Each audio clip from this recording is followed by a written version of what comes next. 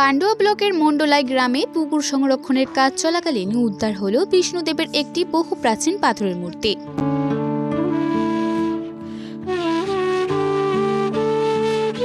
মঙ্গলবার সকালে তেলেপুকুরে মাটি কাটার সময় এই শক্ত পাথরের একটি বস্তু চোখে পড়ে। কাদা সরিয়ে পরিষ্কার করতেই প্রকাশ্যে আসে কারুকার্য খচিত এক দেব বিগ্রহ। খবর ছড়িয়ে পড়তেই এলাকায় ব্যাপক চাঞ্চল্যের সৃষ্টি হয়। আশপাশের গ্রাম থেকে বহু মানুষ মূর্তিটি এক নজর দেখতে ভিড় জমান। স্থানীয়দের প্রাথমিক অনুমান, উদ্ধার হওয়া মূর্তিটি পাল বা সেন যুগের, যা অষ্টম থেকে দ্বাদশ শ্রেণীর ঐতিহাসিক নিদর্শন হতে পারে। বর্তমানে মূর্তিটি পরিষ্কার করে স্থানীয় একটি মন্দিরে সংরক্ষণ করা হয়েছে এবং পুজো শুরু হয়েছে।